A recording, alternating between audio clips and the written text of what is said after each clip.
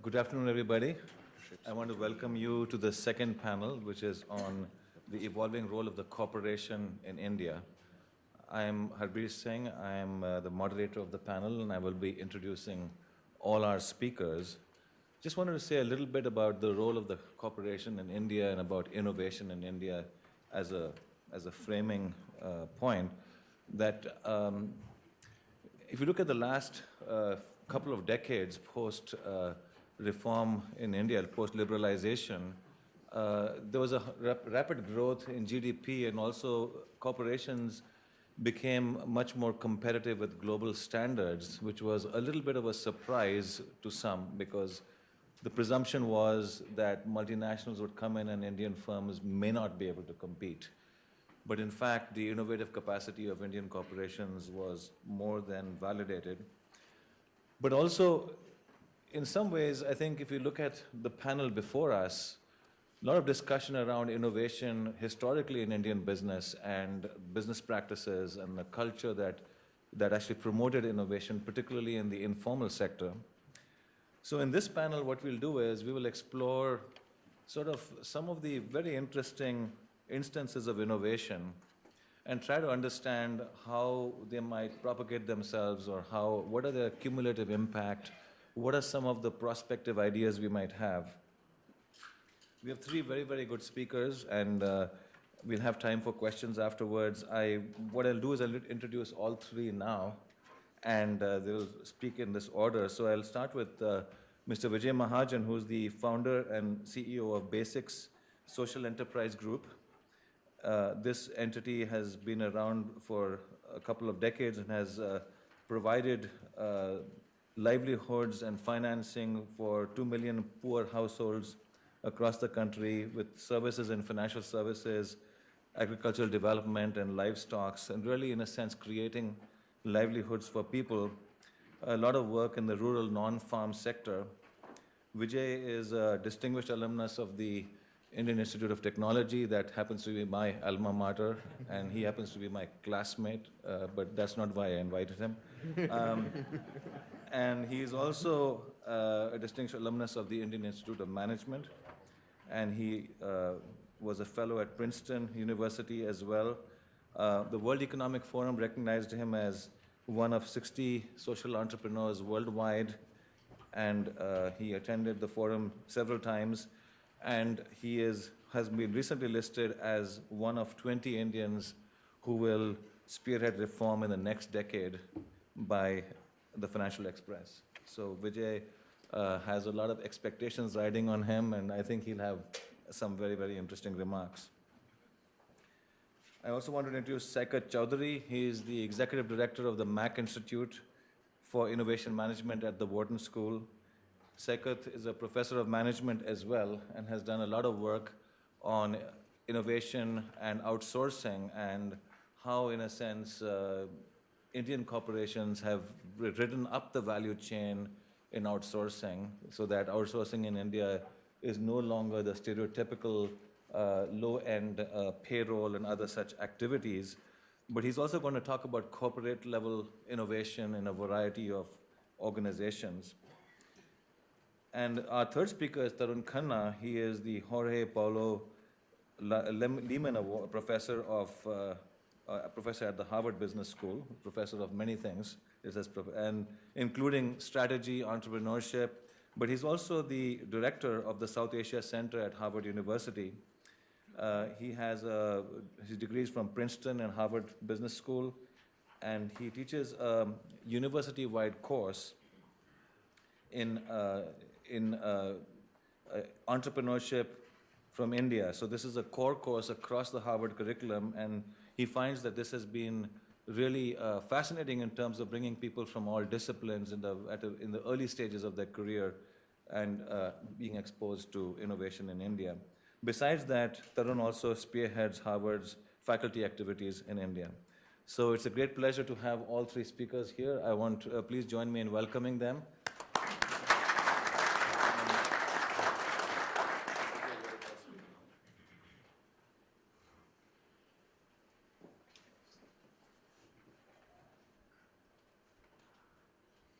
Video first, right?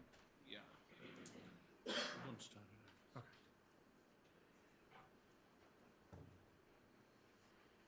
Here's the PowerPoint. Yeah. Here's the video.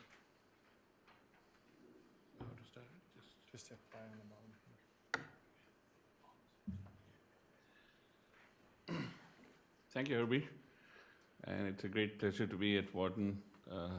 Lots of faculty from here have been coming to not just India, but to Hyderabad, to the Indian School of Business. So many, many people that one knows. Good to be here among some of them. I want to start by referring to the last session and the last talk in the last session by Barbara Harris, where she made the point that 9 out of 10 of India's workers are in the informal sector. And indeed, roughly 5.5 out of those 9 are still in agriculture.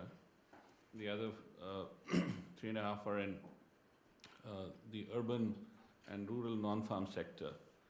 And that's where I live and that's where I thrive. And I want to start with a very brief 2-minute video to take you there, but with just one piece of statistic that in 2008, India had 400 million mobile phones, products of very modern technology, but had only 200 million Indians had bank accounts. And this was an attempt to change that statistic around. So the name of this company is Basic Sub-K Transactions. The promise of this is to enable people to carry out micro-transactions. You just saw somebody deposit 100 rupees, $2. Completely authorized, written already in the core banking system, and with a paper receipt, all happening using mobile telephones for connectivity. So this is truly a high-tech solution, but brought to outlets like this, grocery stores, telephone booths and so on, where people anyway come for their day-to-day transactions. Sub-K means below 1,000 rupees, which is about $20. And in the long run, we also hope below 1,000 meters. That's the distance that we expect any transaction point to have from any customer. इसका पहले भी था? So he didn't have a bank account before this. Huh? So he's opening a new bank account. Sab-K in Hindi means for everybody. And the byline is Sabke liye samruddhi laye, means we're bringing prosperity to everyone. He's brought 2 photographs and he's brought a copy of his election card, which is a government document, which also has this photograph. Press 1 for Telugu, 2 for Kannada, 3 for Hindi, 4 for English, 5 for Marathi. So it's already 5 languages. So what he did just now was give a voice password, but because it's in his voice, it doesn't matter whether he's saying it aloud. You know, if I say the same thing, Bhoi Narayana, it won't let me open it. So welcome, new customer of Sab-K. Microfinance in the old style way anyway didn't have any savings in India. So it's really adding micro savings, remittances and government payments, 3 important services to microcredit, and therefore making the whole model viable. So with this, we think we will make the next breakthrough in the availability of financial services to the poor. You know, they had like 25 customers, all were using the same password because it's voice-based, so it doesn't matter, you know, what. See you when you have your 1 lakh customer, huh? Which will be shortly. Just 1 month away. Yeah. Okay.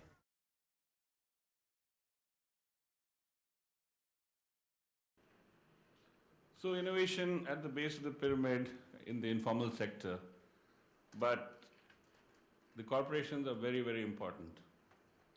In this presentation that you just saw, all of mobile technology, from the handset to the telephony infrastructure, of course, comes from very large corporations. Nokia, Ericsson, Siemens, you name the largest corporations around the world and they are in it. And yet, it's penetrated to nearly 800 million households, including some very poor and very remote households in India. Similarly, the other part of this story is banks. and IT companies, because every transaction is recorded on the bank's core banking software. And in every single case, at least 8 corporations are involved. So what looks like a simple solution for the informal sector actually requires some of the big thinking power and the financial power of corporations. Sorry.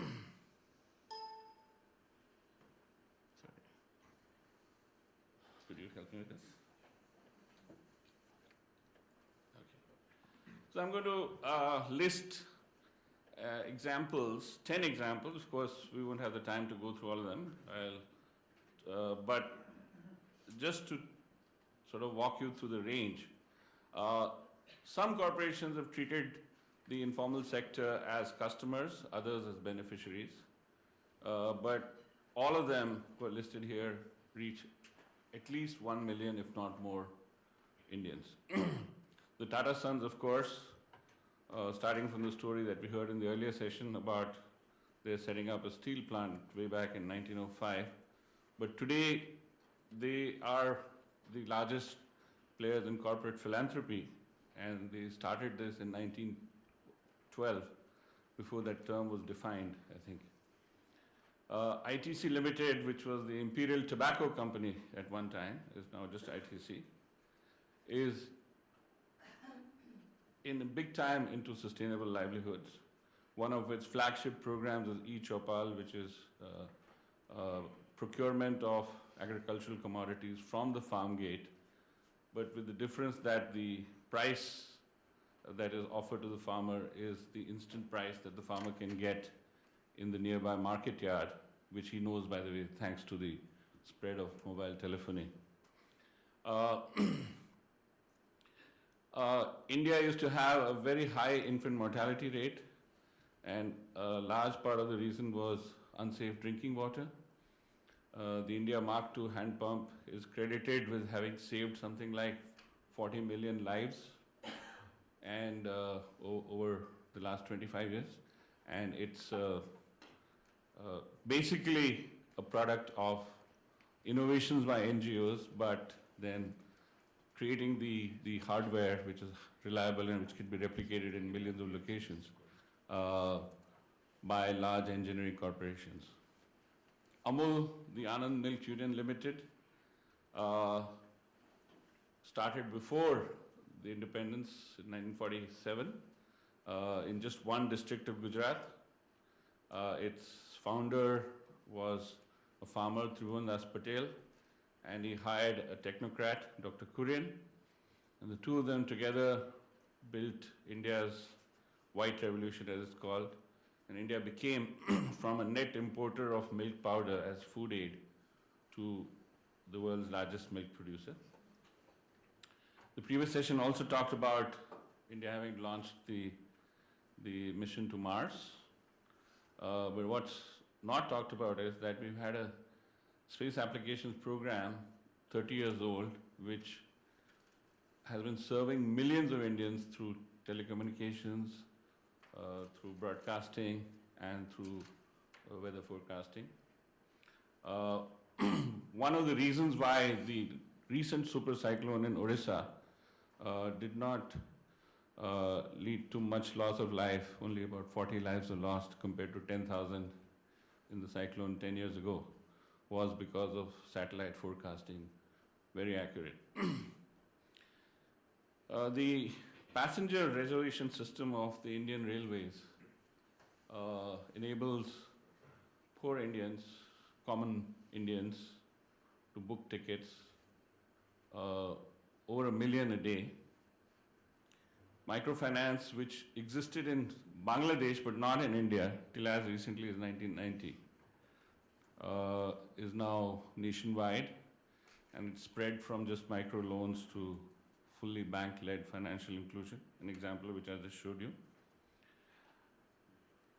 Poverty alleviation or promoting livelihoods for poor people has been a long-standing Indian endeavor, spearheaded by the government, but there's been a lot of contribution to it by civil society, by NGOs. And I'm proud to say that my own organization has been working in this, is one of the innovators in this. And our livelihood triad model is now not only been able to do this for 2 million Indians, but has been moving to 10 other developing countries, including 4 in Africa. The telecom revolution I already talked about, but it happened in 2 stages. There was a time when having just the plain old telephone was a big privilege in India. And then the first revolution was by Sam Pitroda, whom we'll be hearing this evening, when he enabled millions of Indians to access telephony, particularly long-distance telephony, without owning a phone, through an innovation called the STDPC, or the Subscriber Trunk Dialing Public Call Office. And they were at the peak 2 million STDPCs in India. Of course, all that has changed because of the arrival of mobile telephones.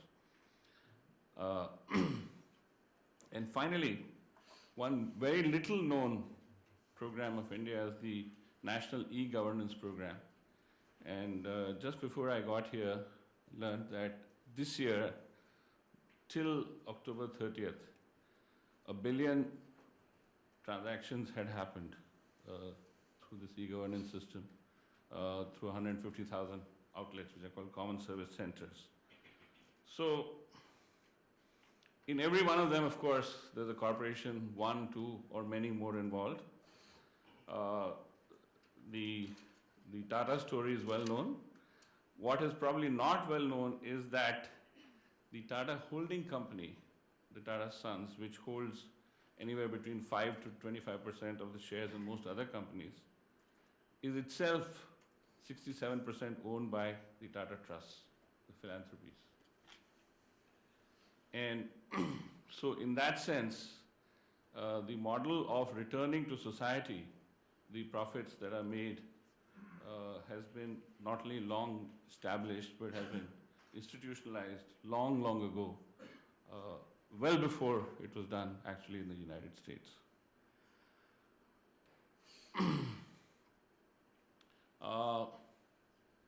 This is the India Mark II hand pump. It was an NGO in Marathwada, a place called Jalna, where this pump was, kind of adaptively innovated over 2 decades by artisan craftsmen. And then eventually, when its design was nearly perfected, UNICEF identified it as the solution through a competition. And then a major engineering corporation, Richardson and Cruddas, got into the act, and the rest is all history. Nearly 40 million lives saved, according to some studies.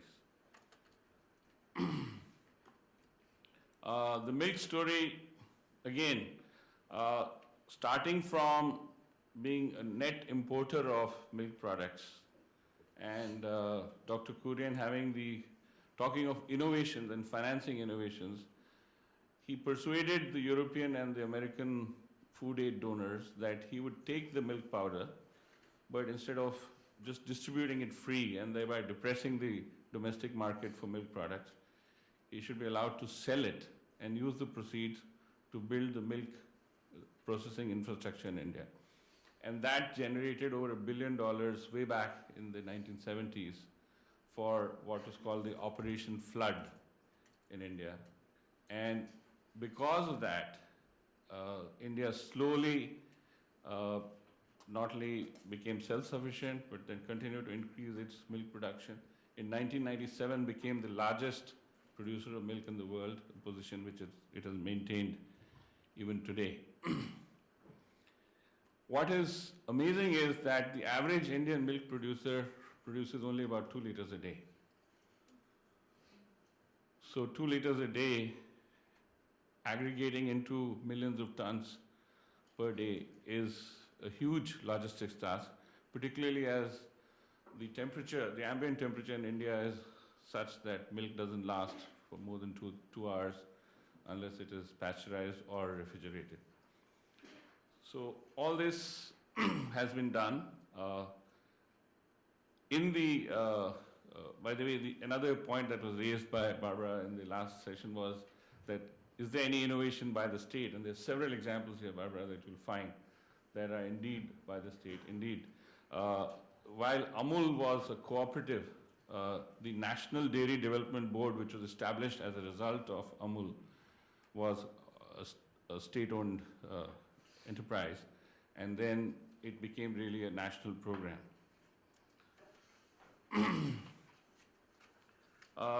Microfinance, Bangladesh is well known for it. Till the early 90s, every time we were in an international conference, we were asked, how come India has no microfinance? And one of the reasons was that we had a large nationalized banking system with the same mandate, but doing a very bad job of it. Till in 1989, there was the first nationwide loan forgiveness because of the accumulation of bad debts.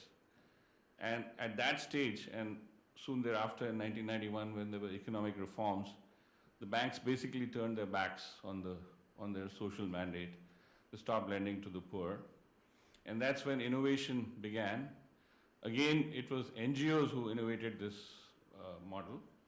And by another 5 years, they brought it to a level where the Reserve Bank of India took serious note of it, blessed it, and then it again became a state-sponsored program to the point where today over $12 billion of microloans are given by banks. But more importantly, it's moved from just being microcredit to, as you just saw in the video, micro savings, money transfers, government payments, and all of that, and microinsurance also in the big way. The world's largest microinsurance program, the Rashtriya Swasthya Bima Yojana, which covers 95 million households, is partly a result of the outreach of the microfinance program. The livelihood triad strategy that I referred to goes well beyond microfinance to promote livelihoods, because credit is a necessary but not a sufficient condition to promote livelihoods, particularly for poor people who need a lot of other support. They need training, technical assistance, market linkages, and most importantly, they need to be brought together into groups, formal or informal groups, to be able to deal with markets and governments. And the innovation here is that all these services are provided as a menu on an integrated platform, but every one of them has a revenue model attached to it. So each of them is provided by one or more companies of the basic group, and every one of them is done as a fee-based service. So it's not only the microcredit part, which is a for-profit business, but so are the others. Because when I say for-profit, it basically means to generate sufficient return so that it can continue to attract capital to grow. My last slide on the example is, of course, the monthly footfall of 75 million people coming to these 150,000 common service centers. These are basically a little shop with a computer connected to the internet. You can see a picture. And in Maharashtra state, for example, 77 different types of services, all the way from paying your electricity bills to getting a birth certificate to applying for a passport or a driving license, a caste certificate. So many of these things can be done by just taking a walk in your village to the CSC, not having to take a bus to the district headquarters and then just waiting endlessly for the, for clerks to turn up there. So this has brought an enormous amount of savings in terms of time and effort to the common people. So the question is, why do all these innovations come from India? It is because India is a nation of contradictions. As Provost Vince Price said in his inaugural speech, that on the one hand we are among the top economies of the world. On the other hand, we are the world's largest gathering of poor people in the same dense geography. And poverty in India is in your face, you know. It's not tucked away in some reservations or some inner cities or some southern Mississippi where nobody goes, or the Appalachia. And so you have to be extremely insensitive to miss poverty in India. So what it does is, for any person who has had any privilege in that society, and I'm happy to note that now there's even a phrase for it by India's top sociologist Dipankar Gupta. He calls it the elite of calling. People who are well endowed, well educated, but who feel driven to do something about bringing about greater justice, greater equality and efficiency in Indian society. And this tradition has been there right from the freedom movement. Indeed, if you see the class background of people like Gandhi and Nehru, they were not at all from a deprived background. But they worked for millions of poor people. So what are the constraints and the opportunities that fuel innovation in India? The biggest constraint is the overweening but increasingly ineffective state, with a self-appointed role as the elevator of poverty and the developer of economic potential. And no amount of evidence of failure seems to convince the state that it should move out of that role. As a result, the country's substantial part of the country remains poor and unequal, and of course this leads to a net reduction in just the aggregate demand as compared to had the income been spread more evenly. So that's just a materialist argument for greater equality. But because there's poverty, it is also an opportunity. And as a result, there are possibilities of several base of the pyramid strategies. Unilever, for example, uses women in those microfinance self-help groups as retailers. ITC uses village internet kiosks to procure agri-produce, and so on. Others who do it for philanthropic reasons, like the Tatas, Infosys, Wipro, even they see it as an opportunity to derive some satisfaction for their employees by volunteering. But the biggest constraint is the innovation ecosystem is not yet fully blossomed, and it needs to be fostered. And this ecosystem, of course, comprises the R&D labs, but they're mostly owned and funded by the government, some by universities and the Indian Institutes of Technology, which are again publicly funded, though they are now diversifying their funding more recently. And very, very few corporate and still fewer NGO R&D centers.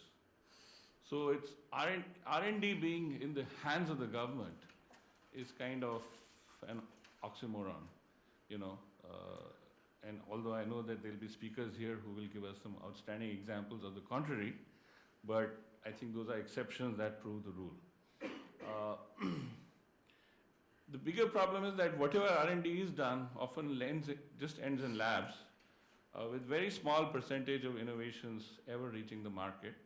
And that's because of lack of industry linkages and lack of funding. And opportunities for commercialization, such as seed funds, angel investors, early stage venture capital funds, they're all beginning to come up now, particularly as several people from the US return and spread the culture, but it's still nowhere near what is needed. But the most important constraint, and I would let the historians and the sociologists sort of speak more to it, is that the society in general and the government's attitude towards innovation and commercialization, though it has softened from the Nehruvian socialism days, but it still has a long way to go. Till 20 years ago, being in business was not respectable in India. And now making money is respectable only in certain sectors. And indeed, what has happened in the last 2-3 years has again made making money quite disrespectable in India.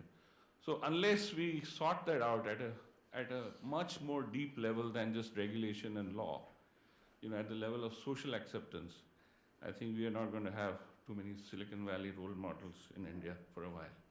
Thank you.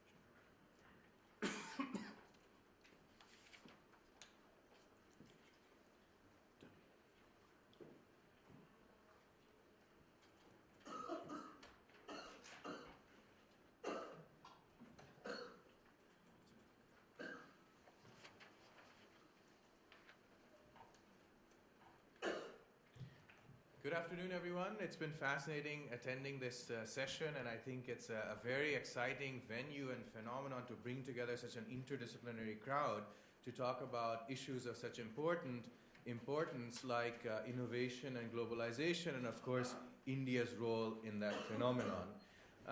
Vijay set the stage very nicely here. He began in really talking about bottom of the pyramid, base of the pyramid types of endeavors where corporations are involved in innovation. But he left off by talking about larger thoughts about innovation ecosystems, thinking about entrepreneurship, commercialization, and where the private sector may play a role. And that's where I'd like to pick up on, thinking about how India may be leveraged for global innovation purposes.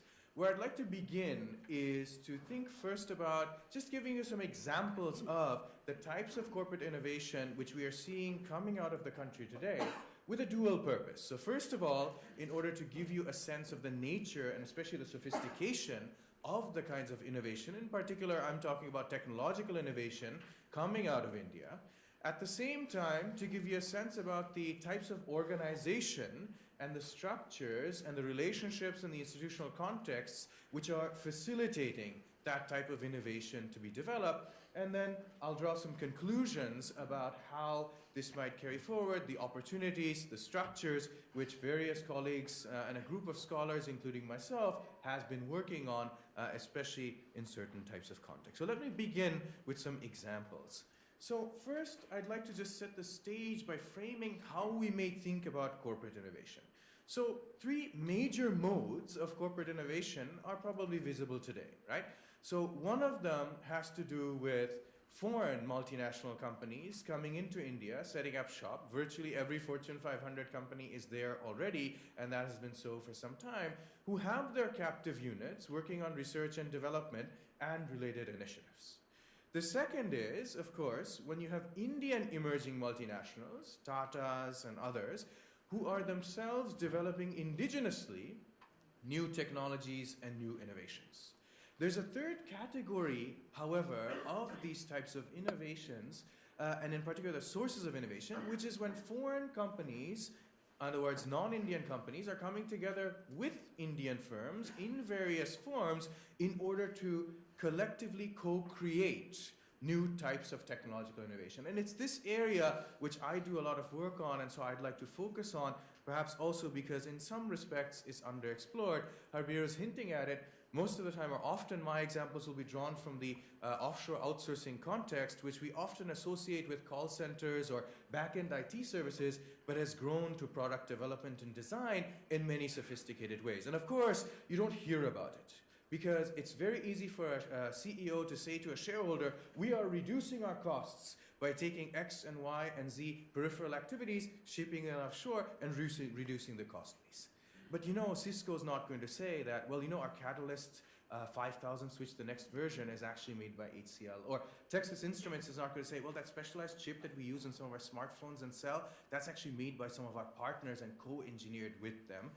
Or for that matter, Apple is not going to tell you, right, that all these iDevices that you're paying several hundreds of dollars for, well, IDEO's really doing the design, and someone else is making the touch screen and so forth. That's not an example of offshore outsourcing, but it's an example of outsourcing and producing new innovation from those kinds of efforts. So essentially what we can think about is how is co-creation done, and I'll focus on the offshore outsourcing context, but there are JV and other models as well. What is intriguing about this phenomenon, and what frankly also drew my interest in studying this a little bit further, is that there are various levels of value addition in terms of the value chain, which have now been breached, and it's risen to a very sophisticated level, and this is being done through various mechanisms, which may seem somewhat counterintuitive, at least at initial glance. Once you look at it, it makes a lot more sense. So, for example, research and development is generally considered a core activity, not a peripheral one. Why would you want to share this or co-create this with another firm, in particular a third party? Secondly, what's interesting in this is that payment models are no longer ones where you have various firms saying, okay, let me give you X amount for developing some kind of device for me, be it a small VCR for the college dorm room, the next generation switch or router, a telematics piece of equipment, or a medical device, right? But they're saying, let's have some skin in the game. And this is where firms like Wipro, HCL, Tata, Infosys, and others are making certain efforts to expand and take some risk. A third is that the organizational form is often an extended engineering arm of these various organizations. If you're doing something for Cisco or for Microsoft or for Boeing, oftentimes the employees are sitting in their facilities working side by side on new, complex, and uncertain innovation types of projects. And finally, perhaps most interesting of all, is that these various vendors, the Tatas, the Cognizants, the Infosys, HCLs, and so forth, are themselves making investments in dedicated facilities, often specialized labs, even patenting, in order to build the expertise to be able to serve their customers, their clients, and jointly co-create new innovative output. So one example which you may have heard of is a joint venture between Wipro, one of the leading IT firms, but it's broader than that, and GE in the medical systems area. And this started in the early 2000s, a portable EKG machine. So we know what ECG machines are all about. Maybe, well, probably most of us have had one taken at least, and the results hopefully have been positive, or negative at least. We think when we come to medical. But the idea is, well, how can I craft something that's portable? Obviously, Western hospitals are fairly well endowed. I know there are new pressures due to Obamacare and so forth, but in general, they're fairly well endowed. So they can afford the large pieces of equipment. Not only that, in a dense enough population, it's possible to have large devices, large populations coming there. However, in countries like India, where you have to go, especially in the non-urban areas, from home to home, or in the poor areas, you need something cheaper and more portable. These two firms came together, Wipro and GE, and said, let's think about a portable machine. This also later extended to ultrasound and so forth, and they designed it. It was done in India in collaboration between these parties. And why did it work so well? I want to promote the idea that it's not just local adaptation or local needs. The point is, the conditions in India are such that they allow one to develop to the local market, which is also useful elsewhere. For example, this has led to a whole suite of portable medical devices, including ultrasound. Siemens replicated the model later, which can go to other parts of the world, including, say, Arizona or parts of Australia where the density of population is lower and can be utilized in those parts of the world. Innovation for India, but also for global purposes. One fundamental example. Another example, this one by HCL, is more recent. They are working on, with their clients, and I unfortunately can't name the names of these clients, but I'm sure you know all of them, Class 3 medical devices which require the highest levels of approvals from the FDA. One example is an implantable and automated drug delivery system that can be externally programmed. The sensor, the battery, the interface, the actual device for injecting, all of those were developed by HCL for a client, 80% autonomously and indigenously interfacing with a client.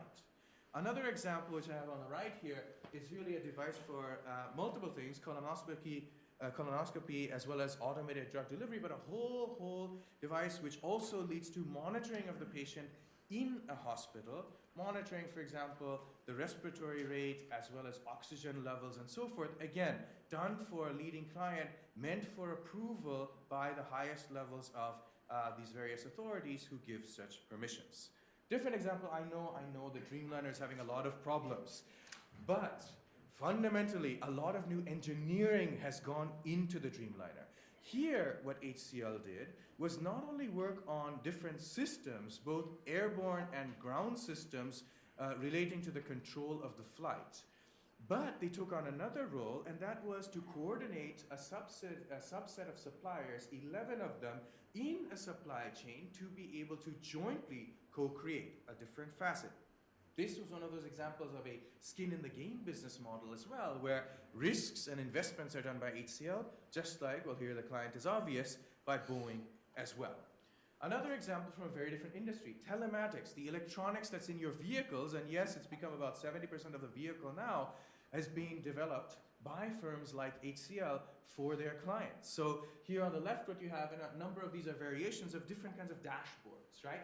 So thinking about how can intelligent cars be developed, how can the controls of vehicles be done in such a way that they're steered automatedly by the vehicle and also alert you. So on the left is a touchscreen type of device, but in the middle you can see how, and this was done for a European client because 120 kilometers per hour is what it refers to, not miles per hour. Here this warns you that you're going too fast, for instance. On the right, what we have is warning, pedestrian crossing the street, and it automatically then acts as a way to slow down the vehicle. And then you have a dashboard, some things in the controls, and then finally an intelligent navigation system on the right. Again, these are modules that are developed by HCL, and in this particular case, not only developed for particular clients, but also sold as mini packets and mini suites externally as well as entire packages. A few more examples which shift us a little bit to thinking about the organization and the evolution of the structures. The Motorola and Wipro R&D relationship, Motorola Mobility is of course now part of Google, it went through multiple phases over a 4 or 5 year period.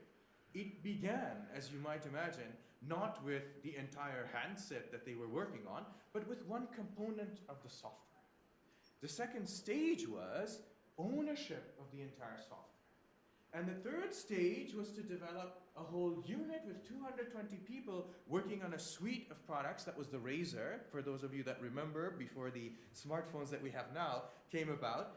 That was the entire team working on it. The most interesting part, there was a bidding, there was a contest, there was a competition between Motorola India, the captive unit of Motorola in India, and Wipro won that, so Motorola USA worked with the other arm. It doesn't mean that Motorola India is not well suited for these activities, it's just they're doing other things. We're working on other activities. This was an area of collaboration. So it deepened over time, and these investments came over time. These are more partnerships, in other words, when we co-create in this type of fashion.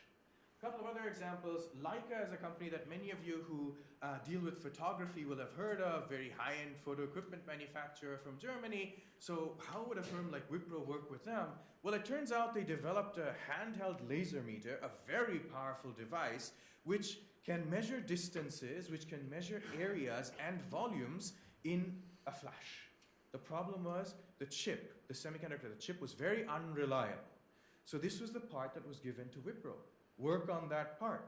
Wipro came up with a new ASIC design. They have plenty of experience because they work with the likes of Motorola, they work with the likes of other semiconductor firms in Austin as well. They came up with this, right, and the upfront. Later also they were responsible for seeing through the production, but that was more of a coordination of the supply chain type of activity. Again, this relationship developed over time. To give you a further sense, this time less on the organizational piece, but more on the structural piece, what we have here is sort of the top part is Leica, the bottom part is Wipro, and initially what happened was the initial prototyping costs would always be borne by Leica, especially as related to this chip. It's red because they spent a lot of money on it. Wipro figured out a way in order to do this with a zero margin prototyping model, and that's why they were happy to take it on. Here, they're sharing both risks, costs, as well as the upside. Later, once this is produced, it gets validated and eventually sold. Wipro takes a per chip royalty. So only if the chip does very well does Wipro also ultimately make money on it. And of course, a larger chunk of the proceeds of the gains come to Leica itself. So this has worked out very, very well.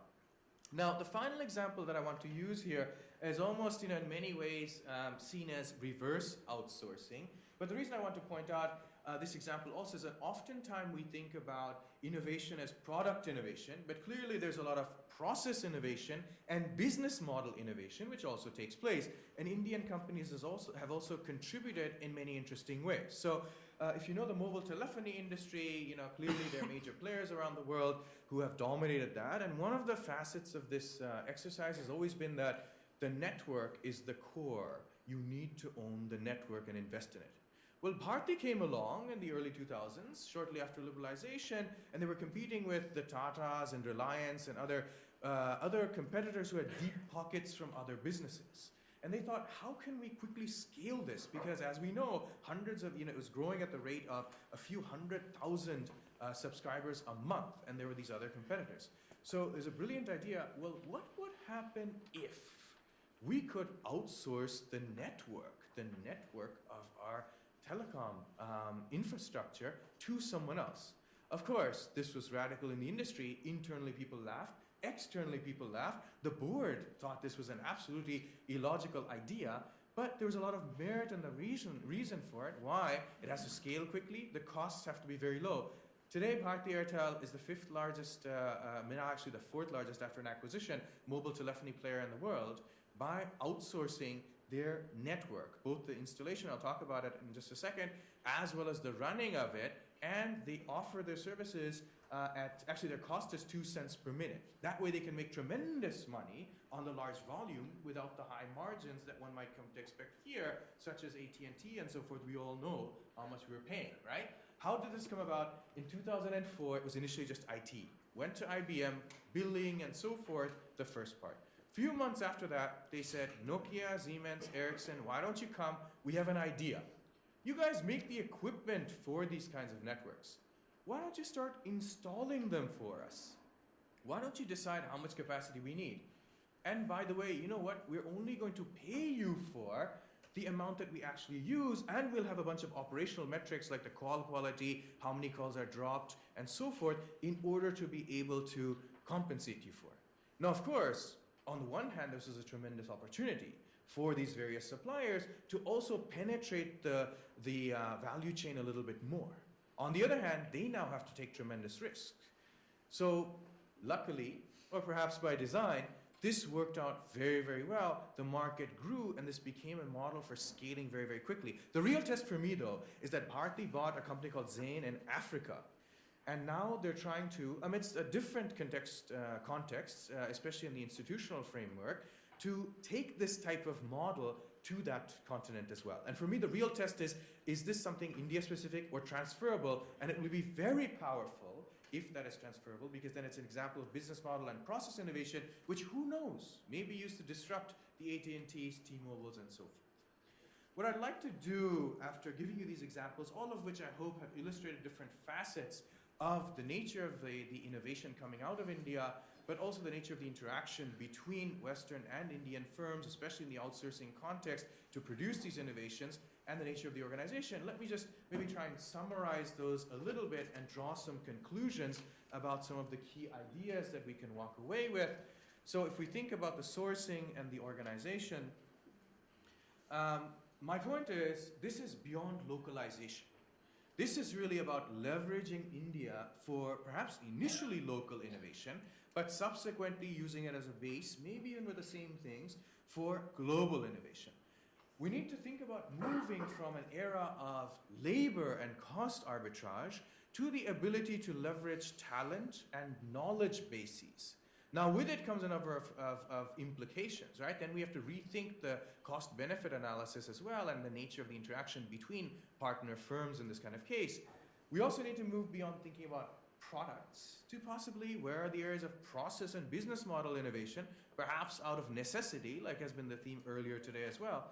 The point here is that different places in the world, and here we can go from India to other places as well, have different local endowments. How can we leverage those local conditions to produce something for the local market, but also broader than that for use globally? And there, the potential for leapfrogging is very, very profound. The final sort of summary slide that I want to use here is how can we think about organizing for global innovation? Well, as a corporation, corporations are increasingly becoming disaggregated entities where we might think of them as networks of multiple R&D centers rather than a centralized approach. Disaggregating them into multiple points of excellence that coordinate across these different units may allow increasingly strategic and creative tasks to be distributed around the world to the place and the local conditions which do this the best in order to be put together for a global offering as well. Oftentimes this may start with offshoring, but then will extend to a larger, more holistic picture of what we consider global innovation. The next piece, and I think this kind of links with Vijay Mahajan's point very well, is that we need ecosystems.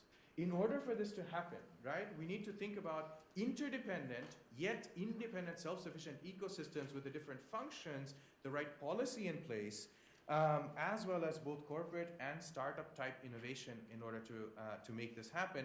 And that's something that needs to be considered at the policy level. Now my truly final slide on this, which is that the point that I also want to leave you with is that the nature of the global corporation is changing. And with it, how innovation is conducted around the world is also changing. We're seeing the disaggregation of the corporation into virtual entities that work in real time, 24 hours a day, around the globe, leveraging the strengths of each place with internal and external partners. And what some of the work that we're doing on this now, colleagues of mine, my own work, it's showing is that we can overcome the challenges in contracts and organization in order to be able to produce and co-create new innovation across firm boundaries as well. So with that, I won't keep you, but just leave you with 2 points, which is the first is India is very sophisticated now when it comes to technological innovation. And second, India is part and parcel of a much larger phenomenon, which is the evolution of the global multinational enterprise, especially how it approaches innovation. Thank you very much.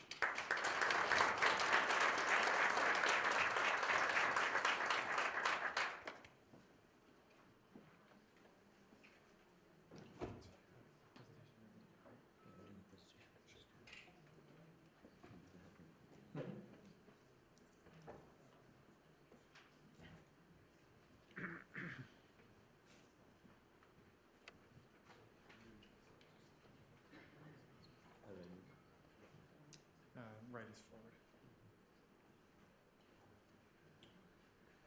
Great. Good afternoon. Thank you very much for inviting me. It's a real pleasure to be here.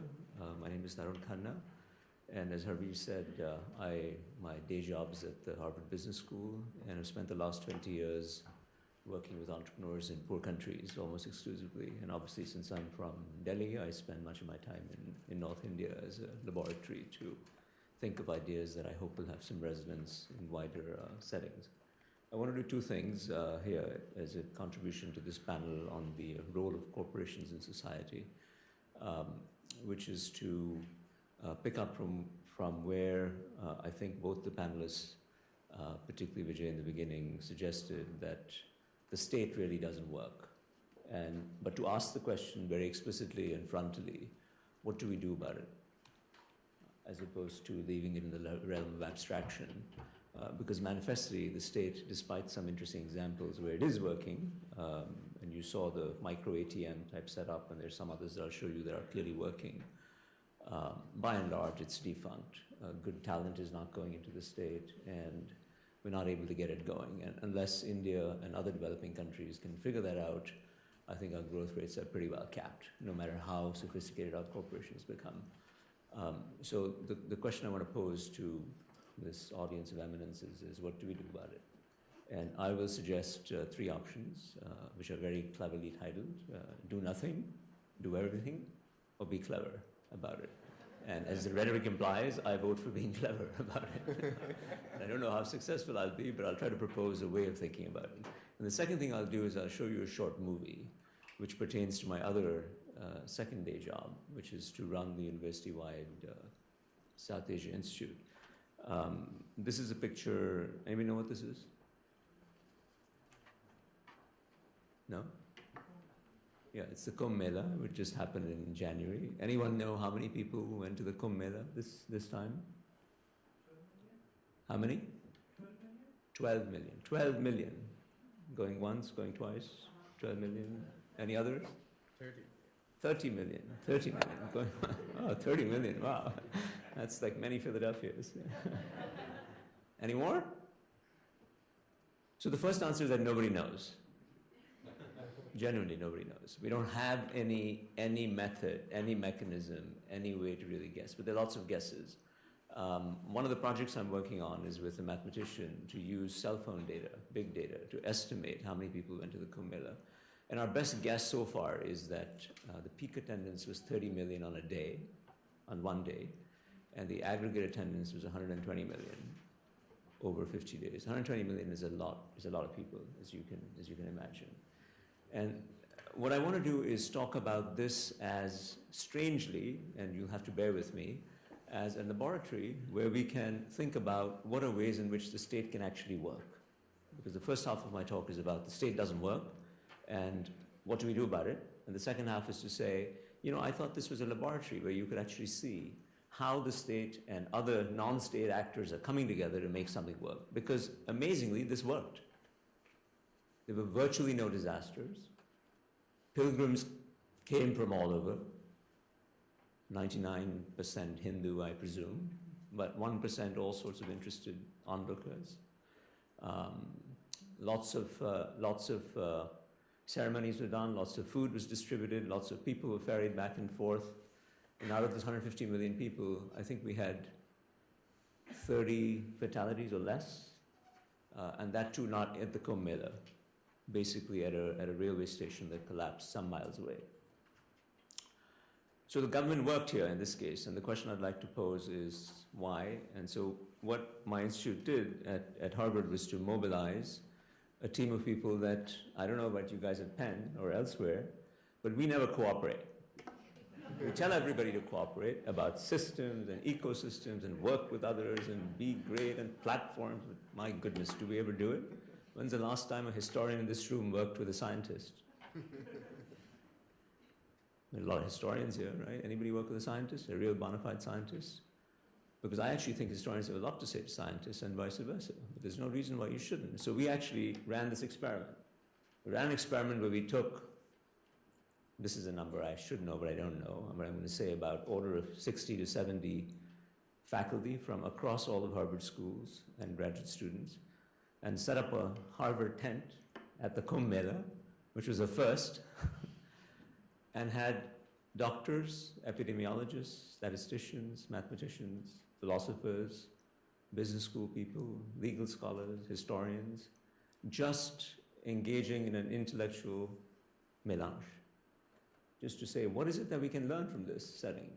And the results so far, which are just starting to come out, are fabulous. We have collaborations between design people and public health people saying, if we did this just a little bit differently, we could have reduced the incidence of this disease and this protozoa that you see in the water by an order of magnitude. Yeah.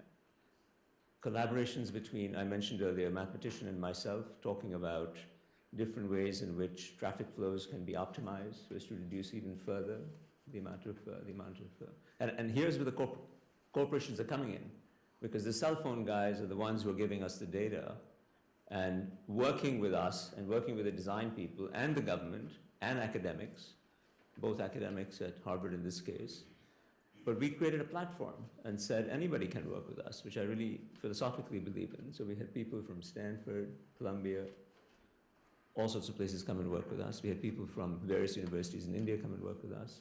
So this is an instance where collaboration between the government and non-state actors really worked to solve some problems. So those are the two pieces that I want to get to. And I really would like to have some discussion. So I'm going to zip through some slides, and if you'll indulge me, I'll just skip over the ones that at that moment seemed less interesting to me. So the state is broken. That's the point of that picture, right? We don't need to say any more. The state is meant to provide public goods, among other functions.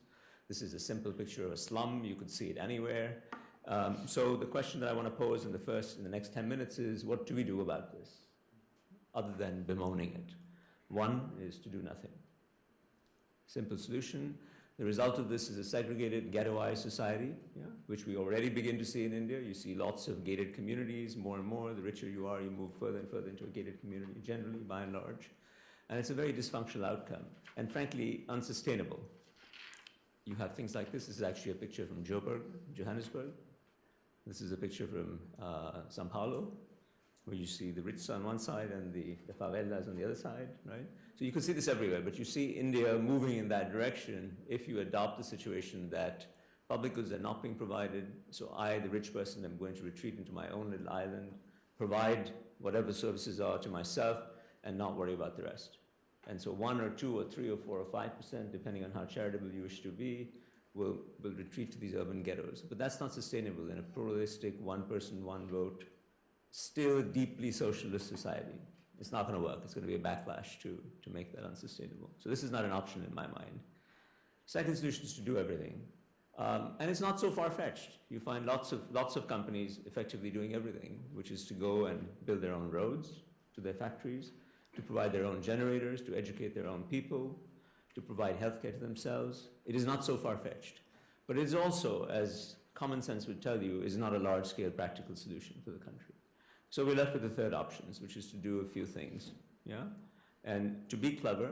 And the way I like to think about it, is there a way that we can productively catalyze the state? Yeah. So the state is fast asleep, in effect, for whatever set of historical, complicated reasons. Is there a way that we can wake it up in some way, to get it to begin to do the things? Is there a way that we can partner with it to get it to do things that are productive? And that's what I want the next few examples to speak to. So here's an example of somebody who might be familiar to many people in this room. This is a surgeon in Bangalore, Devi Shetty, who's been working first on tertiary care, trying to provide very low-cost tertiary care to poor people across India and increasingly around the world. And someone I've been working with for close to 10 years now, just trying to build out the model. And the picture on the top is sort of a conventional public facility. As you can see, there's not much there. And this is just a standard hospital theater. This is comparable to a state-of-the-art facility in any part of the world, if not better. Yeah.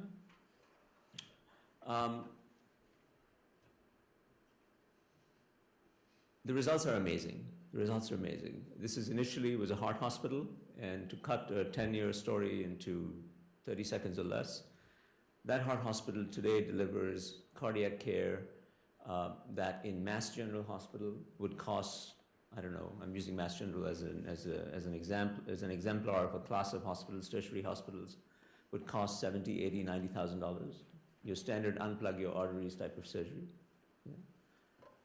That surgery now at Narayan Heart Hospital costs, give or take, $1,000. So it's 2 orders of magnitude less. And next year it'll be down to $800 to $700, and Mass General will be up to $110,000 or $120,000.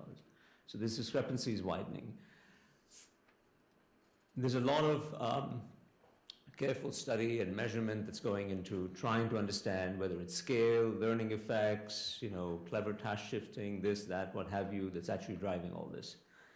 But the part that I want to focus on is almost everybody agrees that part of the model that's made this tertiary cardiac surgery model work so well has something to do with getting a lot of people through the door and running sort of a factory model. In fact, this article in the Wall Street Journal used the title The Henry Ford of Heart Surgery, suggesting a production line mentality to heart surgery, as opposed to a boutique where a very clever, skilled surgeon comes and operates in your heart and you feel you're in the best of care, which is very expensive.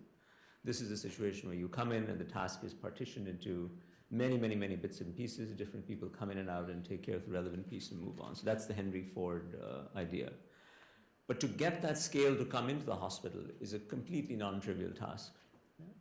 And this slide is going to suggest the variety of institutional innovations that had to be taken, had to be carried out before scale could arrive at the doors of this heart hospital. Pioneering some sort of medical insurance, which is still very small. Pioneering all forms of transportation services, getting people to the door. Yeah? Telemedicine in a big way. Yeah? So Vijay again alluded to the satellite network is being used to do all sorts of productive things, and that plays a role in this case as well. All manner of social services around the hospital, because patients come, sometimes they have to wait for a few days, they don't have the infrastructure, all sorts of things have to be done to take care of it. doing a lot of things with medical education, particularly for nursing. Yeah.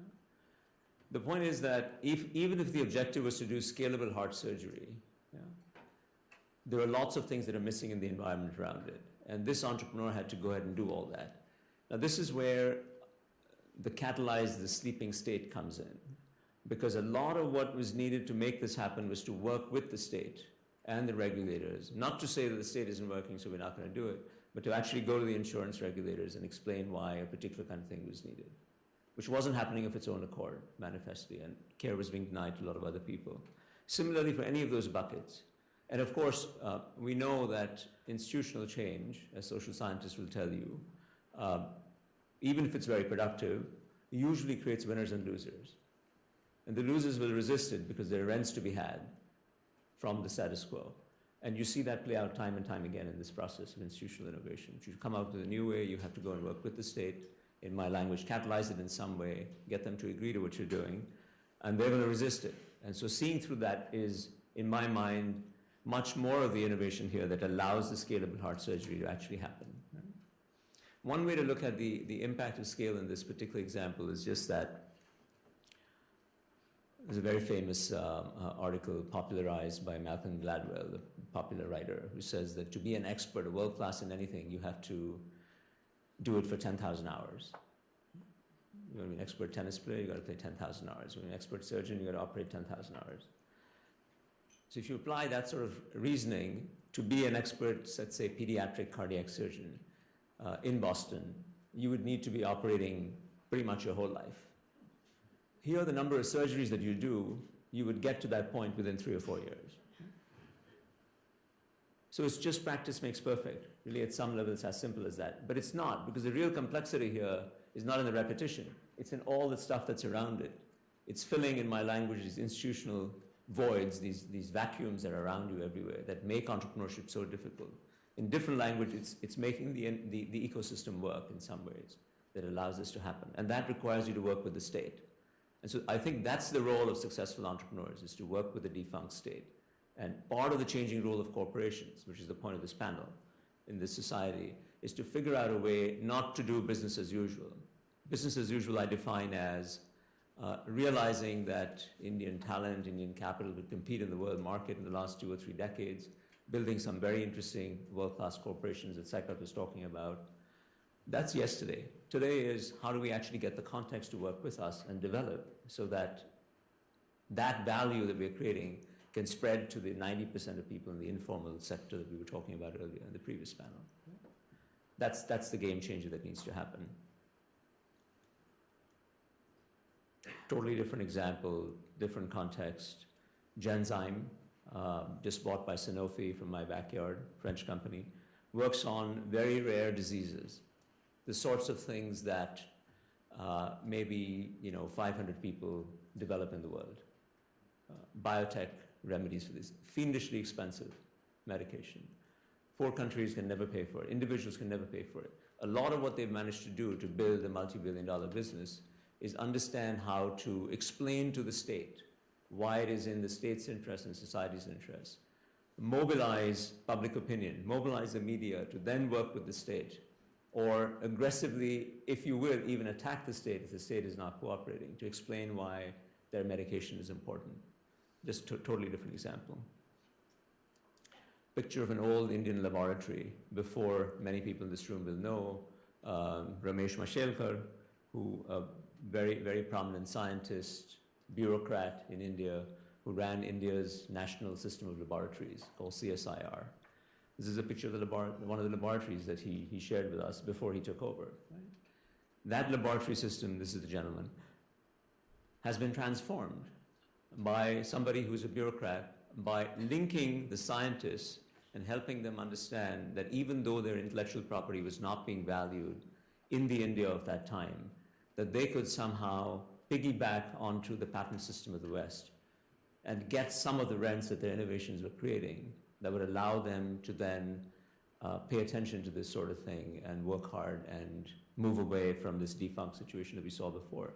And the long and short is that it's a remarkable success story. Of course, a few warts here and there, but a remarkable success story where the laboratories are actually producing and patenting in the West quite aggressively. So I see that as an innovator from within the state, working to fix the state. Many of you have heard of Aadhaar.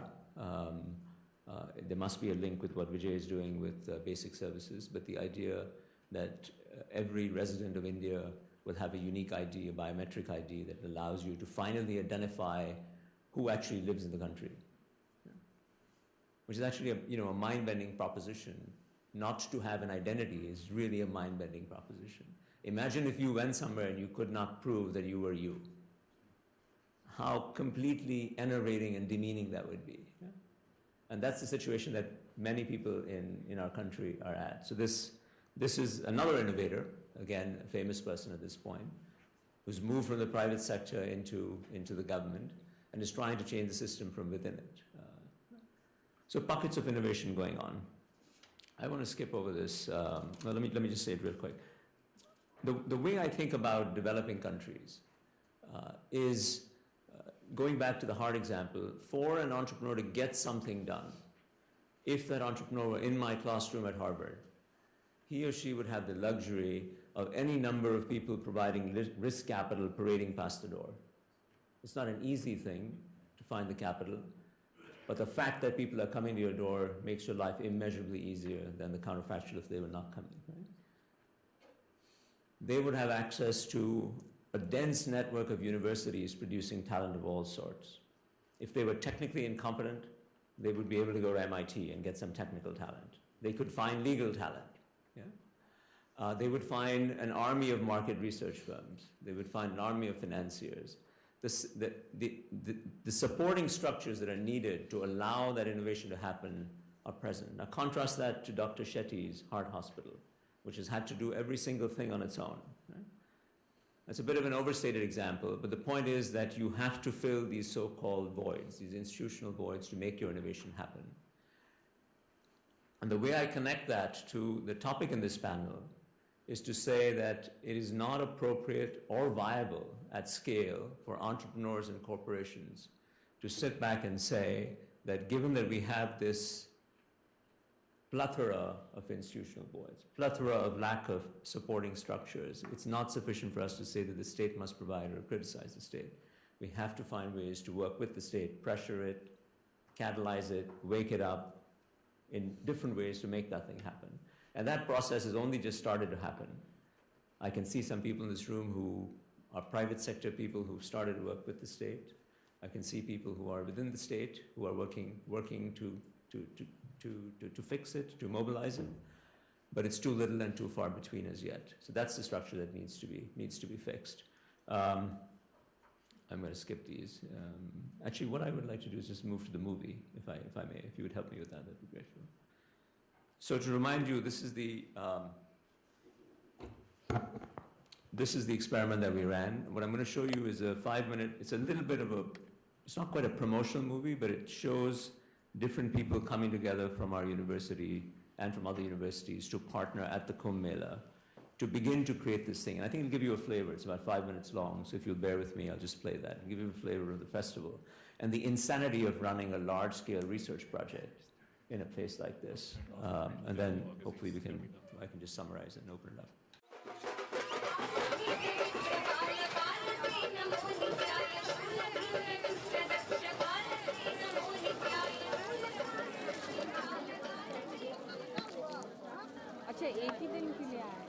The idea was that we would bring the various schools at Harvard together in ways where there's inquiry happening on a particular issue, that they would be able to look at it in a cross-disciplinary way. Once the urban planning and the religious studies folks wanted to come together, there was also interest from the public health school. And there was interest from the business school folks as well, because each of these aspects are so relevant to the Mela.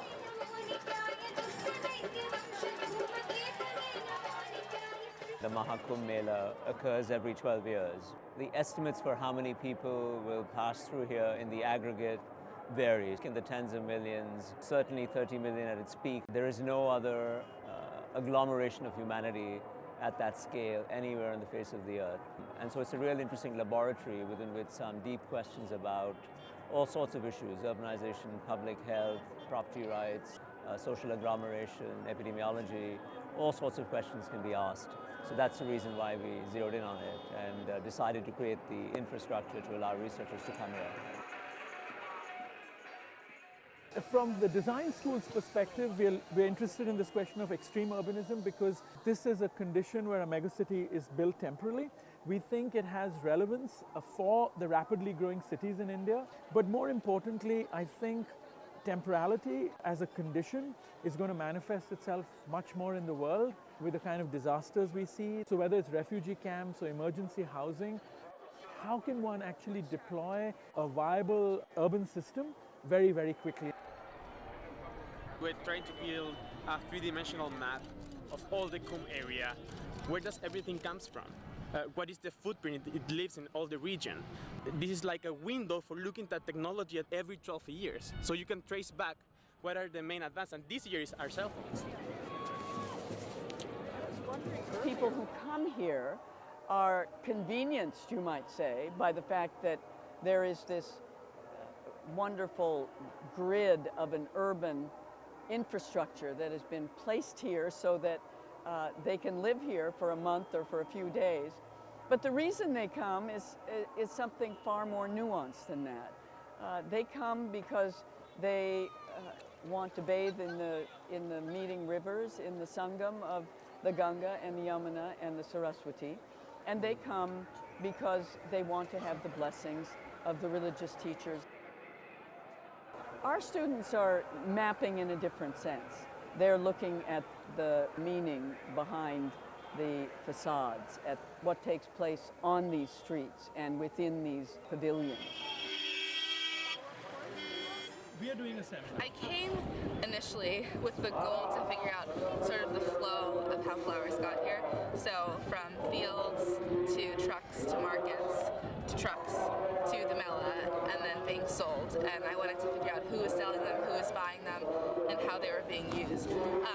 But when I got here, I realized that the new direction of the Coombe has been a sort of environmental one. So this Green Coombe movement has really opened my eyes to the problem of flowers being sort of ending up in the Ganga here on the banks. My role is to think, how can I take this experience, bring it into something that's bite-sized for a discussion for business people that's interesting to them, that gives them the feel of the Mela, but also exercises basic skills in finance planning and city development, and ideally stretches business people's thinking about how to compete with resource efficiency. It's really interesting to think about the social networks of these vendors, specifically the illegal vendors. None of them are really making a profit, and we think it's interesting because this sort of social idea that the Coombe is this huge commercial space is actually leading them to overserve the market. You tell me. What's that? But what if you saw a spike? So we had a project in mind to support the Coombe administration, for them to have a data set to look at their healthcare utilization and the potential for outbreaks over the course of the Coombe. We call it surveillance. And surveillance just is that. It is looking for symptoms or diseases that may occur in the population in time and place, and to be able to identify that rapidly, and then to be able to investigate it. There's a network of the sector hospitals at the field level that we've engaged, and we're going to track their registries. So all the patients they see in any given day, over time. We've set up a system for them to digitize all this information on iPads. And so I think what we should kind of do from here, over 400,000 patients that have been treated thus far at the hospitals in the Coombe Mela area. Our study has captured about 10% of those patients, over 30,000, making it the largest data set that's ever been recorded for a transient mass gathering patient population. It gives you a lot of insight into a lot of the disease burden and a lot of the treatments and a lot of the resources that are required to manage a population of this size. What I've found is once we are here, the students are asking the questions that are relevant to another discipline. Our hope is it'll bring the various schools and disciplines together to start to see where the overlap of questions are, as well as what were some of the observations that they found that would be relevant to further research.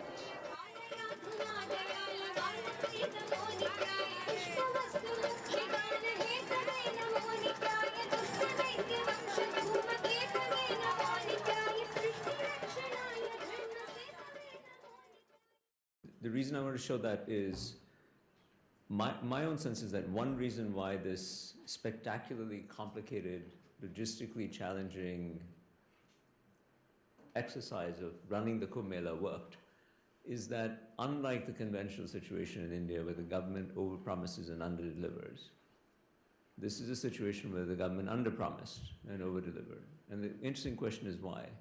All the government promised to do was to, what happens here is that the river water recedes, and it's only once that recession has occurred, which depends on the monsoon, that this temporary pop-up mega city can be built rapidly in a few weeks. So there's no time. So all the government did here is lay down a few roads on the riverbank and allow for security, public security, and essentially create the interfaces so that the rest of society could plug in and provide the other services. It's sort of like, in computer speak, the API, the application programming interface, right? Is that we just provide the operating system. The operating system here is a few roads and security and some rules, and then the rest of it is provided by individual entrepreneurs, corporations, civil society, NGOs, pilgrims, all interfacing with it. And then somebody has to sit astride it and make sure that people obey the rules. And crazy as it sounds, to me, that's a model that's telling us how government and non-government entities can work together to compensate for some of these bigger institutional deficiencies that we see everywhere. And as I said, the fun part about this was that for the first time, at least in my 25 years at Harvard, we had people from all parts of the university working together on a project. And you saw them there from the medical school, the design school, some mathematicians, some divinity students, et cetera, all working together. And there's just a fabulous array of projects coming out of it. So I'll stop with that. Thank you.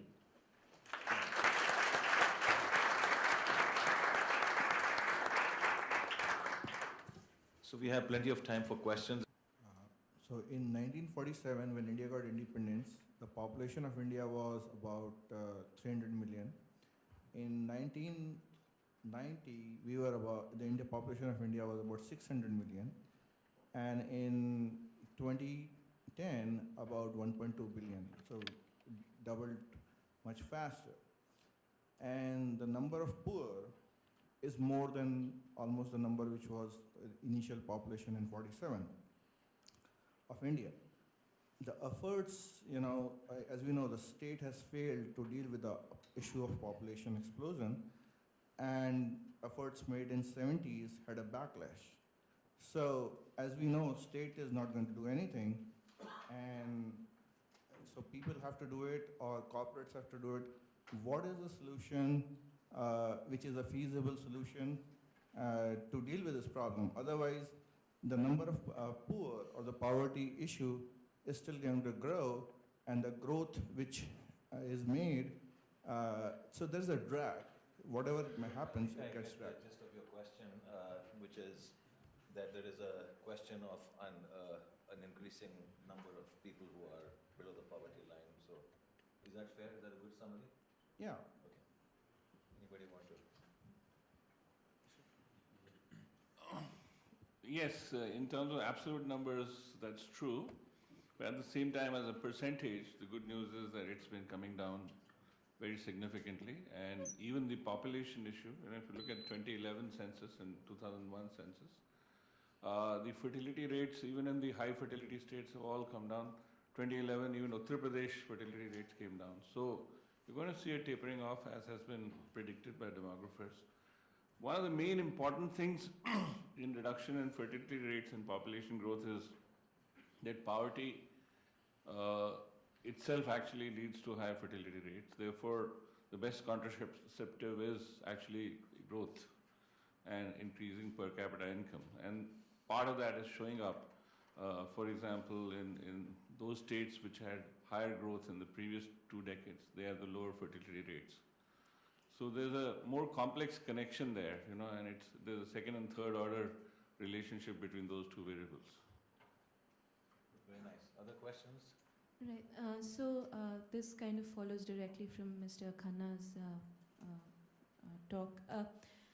The government still has the biggest network in the country in terms of distribution media, action notes, things like that. So how do you see that network being harnessed more effectively in the future? The examples that you had were more of entrepreneurs speaking on things that were relevant to them. I don't see those things decoupling anytime soon. So how do you see it being used more effectively? Maybe participatory models of development, or your thoughts on that?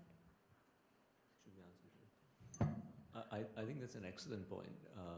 Rather than focus purely, and of course we should focus on building new infrastructure, but there is so much underutilized infrastructure lying around or poorly utilized, whether you think about capacity planning in intelligent ways, and the technology for all this exists. It's just a question of somebody, both within the government and somebody who knows how to work with the government, figuring out how to do this. I'll give you a simple example. With the heart hospital, a lot of the reason the insurance scheme, not just that gentleman's scheme, but many other insurance schemes worked, was because there had been a prior building boom in hospitals in the state of Karnataka. So there was a lot of empty hospital capacity lying around. I think occupancy rates of hospitals in Karnataka 10 years ago were 30%. But people have done something about it. And they've worked into the design of the insurance system the fact that these hospitals are available, and the marginal cost of actually putting someone in is close to zero. Essentially, the bed is just sitting over there. It's a small example, and there are plenty of others. And some of the examples, Vijay again used ITC as an example. I think they've been quite clever, as have been many other companies, about using the existing networks. The post office network is a great one that's available for people to use. So I think your point is an excellent one, and we need to think a little bit more creatively about it. Other questions?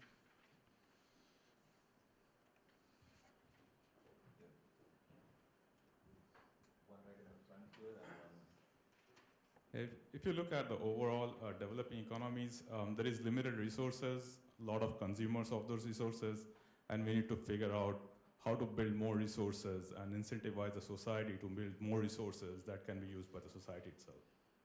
So with the current innovation, what's happening is the innovation is happening in India for export. So not much of the innovation is happening for domestic consumption. The innovations that are happening in the system are mostly through individual initiatives, not as a part of the system. So if we can manage it based on some public policy where the society itself is incentivized to build more and more resources for consumption of the same society, not export, then we can probably basically bootstrap the society into more developed society. So is that where is the question? The question is if you can shed some light on what kind of public policy initiatives or public policies that we can promulgate so that we can have bootstrapping of the society itself. Would someone like to respond to that? Among the examples that I gave you, the fact that 1 billion people till October this year have used government services using internet kiosks, or that there are 900 million mobile telephone connections active, or that between the time I started 2008 to now, 450 million new bank accounts have got opened. These are all Indian innovations serving India. In fact, the issue is, the next one is how do we do something to take some of these, say for the benefit of Africa or some of the other developing countries. Let me reinforce that from the corporate side. I mean, if you think about it, the portable ECG machine, Bharti, Airtel, all of these endeavors were for the Indian market primarily. And I would say in terms of a policy argument, even the whole financial crisis provided a policy shock because the domestic market needed to be nurtured as a result, steered some of the investment in some of these leading firms inward as well to cater to the local population. There are a couple of questions right in front. Yes. Professor Chaudrui, I'm kind of interested from at your presentation from a historian's point of view. seems to me that older form of outsourcing you were talking about didn't require the same kinds of, it required knowledge of wages and so on, that where labor is cheaper and so on, but it didn't require the kind of intense awareness of what the strengths of different societies and different companies would be. And it seems to me it's, what you're talking about is predicated upon intense communication between companies. So what is two parts. One is, what has happened in global capitalism to make that possible in the last 10 years? And secondly, are you mainly, and it's very much part of this in question, you're focusing on the success stories, but how about the failures where the information hasn't been perfect and these kinds of cooperations don't really work out? Are there many examples of those as well? Most certainly this is not easy, and I don't know whether it will be successful. I think, to start with the second question and then build in the first, we are in an era of experimentation. So people are taking this model, especially on the offshore outsourcing piece, and pushing it to its limits. And that's what makes it so interesting for us to study, because whether we can solve basic problems like coordination, communication, knowledge transfer, and so forth, depends very much upon whether models can be developed to do it. And you know, we may have an answer which basically say it depends. Some corporations and structures lend themselves to do this, others don't. So I by no means want to suggest this is easy at all. I think it's an ongoing experiment, and if you look at the empirical side of the work, which I didn't present, you have to look at both the variants, you know, in terms of success and failure, and we're trying to find out what works versus what doesn't on one. And to your other point about what has enabled it, I think we have many technologies now which allow for richer communication. You know, virtual technologies, for example, collaboration platforms, telepresence, and video conferencing, which do make it a little easier to navigate, say, the distance or the inter-firm boundaries. So that helps a little bit and alleviates some of the pain. Let me add a little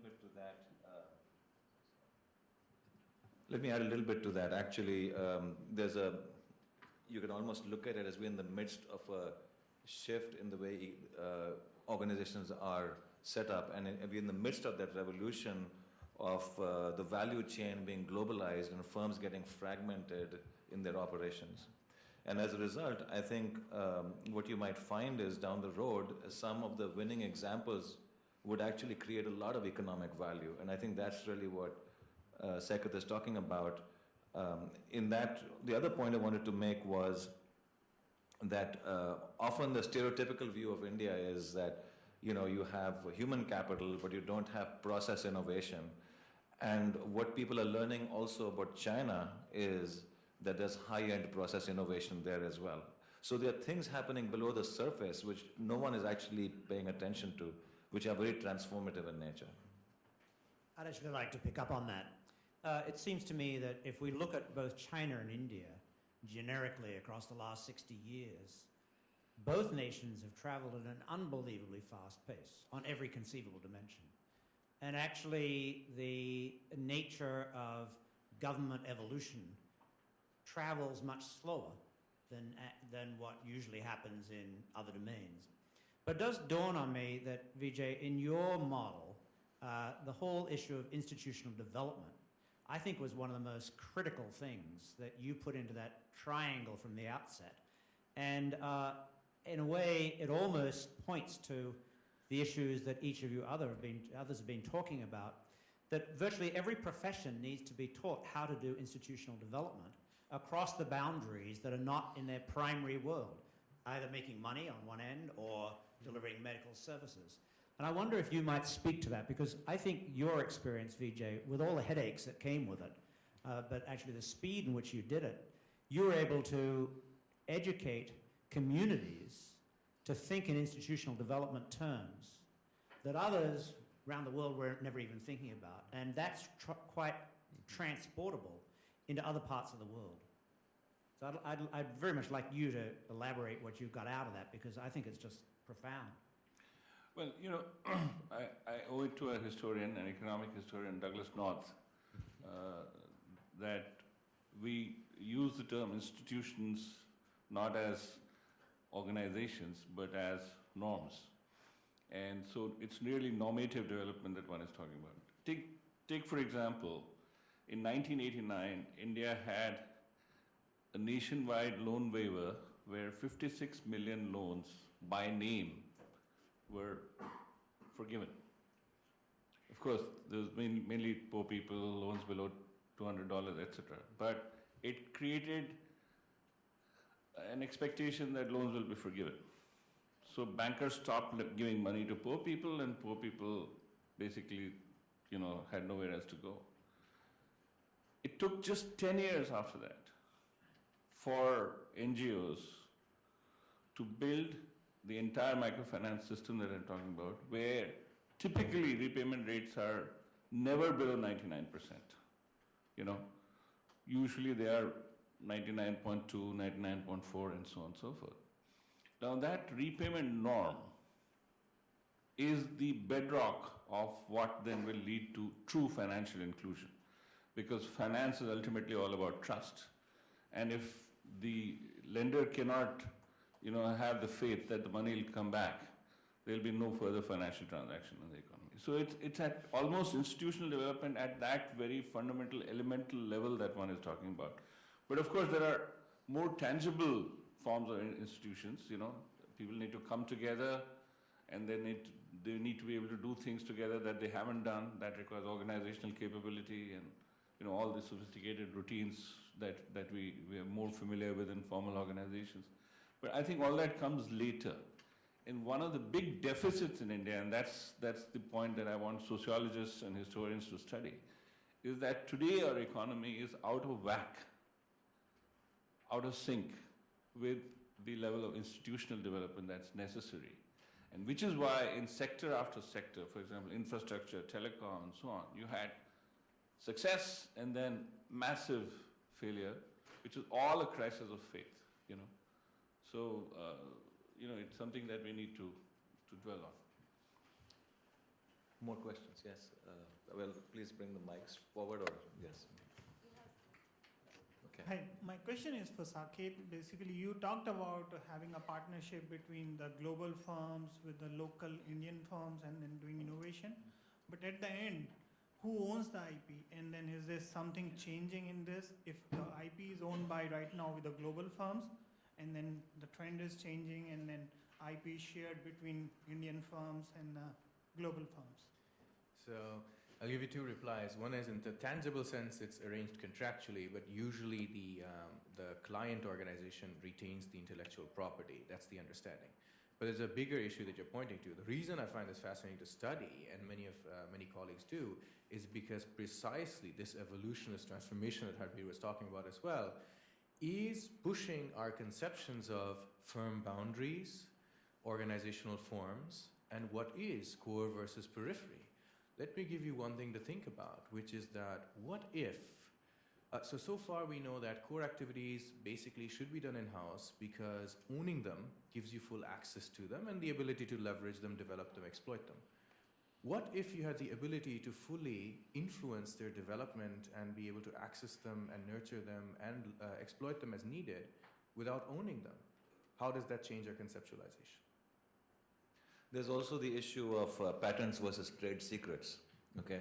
And there's a lot of research on that, by the way, which suggests that patentable know-how is codified knowledge, which is, expressible in the form of a filing. But there's a lot of trade secrets that are beyond that, which diffuse and allow for partners to actually absorb. And so there is that phenomenon you're seeing, I think, in India and also, by the way, in China. Well, the question I had was, as a part of our organization's effort to expand into India, earlier this year we had a panel of about 6 to 8 industry leaders sit and talk about more on the market research. What are you guys trying to do in India? How can you grow? What can you do? And a point that came to our shock that everybody agreed on is that if we don't do anything, our company grows at 15%. Why do I have to do anything about it? So it's good the country is growing today, but even as leaders, they're not able to foresee, why do I have to do research? Why do I have to understand this country more? So market research or researching what the people want is really not in the top of their head, though these people, head market research departments in larger companies. So how do you try to make sense of that market? How do you tell them, no, you have to do research? So actually there's a very deep fundamental point there. I mean, I understand exactly what you're saying, which is the valuation of intellectual property, right? So, but my only observation is that I don't think this is unique to India. That I think in most developing countries, it's usually physical property that gets valued first. And then eventually, to use the earlier phrase, the norms and systems and whatever kick in, so that you begin to understand how to value intellectual property. I mean, take the example in India of the standard consulting firms that parade through all business schools. The very first ones who went to India had to spend a lot of time trying to develop the idea that you pay for ideas to the corporations, and it was a very alien notion. And even today, that continues to be a complaint. But I don't think it's unique to India. That's my only. And I don't know that it can be rushed, honestly. Right. So something that I think what you'll see is that, as you're seeing that in India also now, is that some small fraction of more forward-looking companies will embrace that idea first. Usually the ones that have had some exposure to the outside. And by virtue of example and demonstration that it actually pays off for them, then you'll find a diffusion effect. But I don't have any silver bullet to accelerate that. There's also, at the corporate level, competitive pressure, right? So for example, if you take, let's say, one successful sector, the IT sector, it's no longer the cheapest in the world, right? It's not at the highest end of the spectrum, it's caught in the middle. So it has to find creative ways to innovate in order to also remain competitive, to be able to succeed. And so those micro types of mechanisms may also take place at the sector level. I'll just add one very quick comment. I'm supposed to be the moderator, so I don't want to start responding, but I feel compelled to do so in this case. So there's the whole issue of aspiration levels. I think that's really what you're talking about. And actually, I did a study of Indian CEOs of very successful companies, and what we found, we were surprised by, there's a lot of heterogeneity. At the high end, there's a very high degree of aspiration, and I think we sometimes don't pay attention to that. Other questions?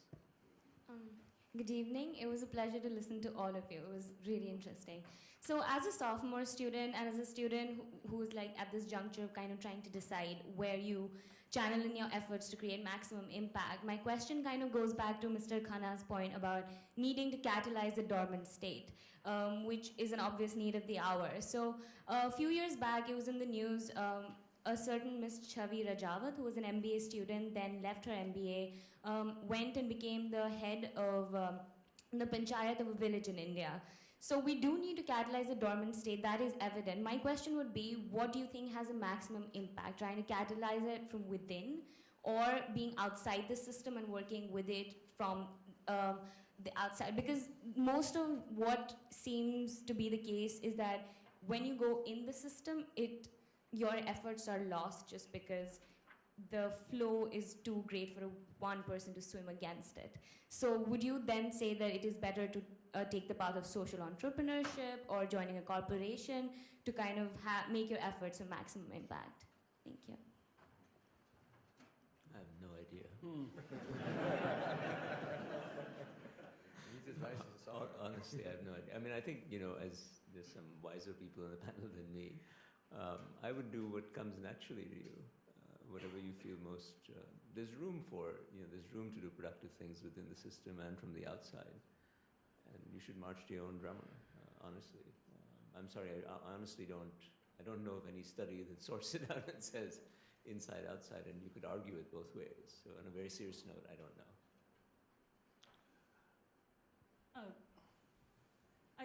My question is for Professor Khanna. I want to thank you for sharing the video of Harvard's really phenomenal engagement with the Kumbh Mela. Pardon? Crazy experiment. Crazy experiment.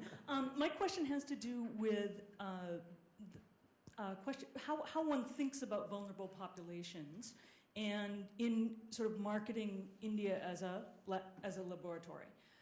One of the things that historians of colonialism have often commented on is the fact that the East India Company used India as a laboratory for as one of the first joint stock companies and corporations in the world experimenting with new forms of capitalism. And we have plenty of examples from history in which very vulnerable populations have been used for experimental purposes.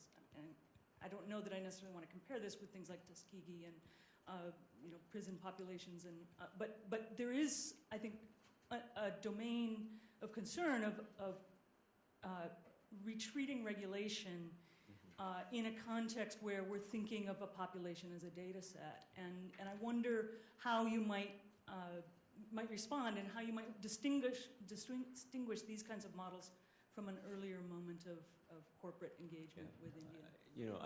I think it's a fabulous point and a very useful admonition to the use of the phrase laboratory. Obviously, it's not intended in that insidious or nefarious fashion. But there's a couple of points. One, to validate the spirit of the question. In fact, we have had abuses in clinical trials, for instance, which have been in the media a lot in the last 2-3 years. And the good news is that corrective action has been taken, both on the side of European and US regulators, as well as in Indian regulators and the Indian media. So that's the good news. And I think in general, this goes back to the issue of maturity of the system and institutional development. I actually am quite optimistic that safeguards, of course, they're nowhere near perfect, and they're compounded by the lack of exposure of the median person on the street to some of these issues, so they may not have the capacity to adjudicate what's okay and not okay. But by and large, I think I'm quite optimistic that the system has enough inbuilt DNA to try to do this. And I may be completely off base here, but thank you for the question. It's actually a very important one that we should all be cognizant of, and I endorse the question at least. Yeah. So we have time for one final question. I don't know where somebody mentioned to me that we might have just one last question. So. So this is looking sort of out of the box of the present and the past, because I think we can probably agree that all innovation, whether it's in India or elsewhere, is contextual in some way, shape, or form. That whatever the necessity is of the day or the challenges of the day, you innovate around that, or at least that's fostered. But looking ahead, let's say 50 years or 100 years, do you see a particular common thread or link or characteristic to Indian innovation? Because 100 years back, there was a different circumstance, different challenges. 50 years ago, different circumstance, different challenges. And today, there's something different. But what would it look like, let's say, if population wasn't as big an issue, or poverty wasn't as big an issue? What would innovation look like at that time? Oh boy. And maybe to point to a common thread, certainly not something specific, but do you see a characteristic to Indian innovation? Well, let me take a shot at it, which is that if we look back, probably what we will see is flexibility, adaptability, and creativity on the resource side. I think those three things we will definitely see. If I may add, Harbir, I think that story about the chief of the ISRO being at the temple praying for the Mars mission to go. I think that would be the characteristic of Indian innovation, which is to deal with extreme contradictions, but with a certain degree of humor and tolerance. So on that note, thank you.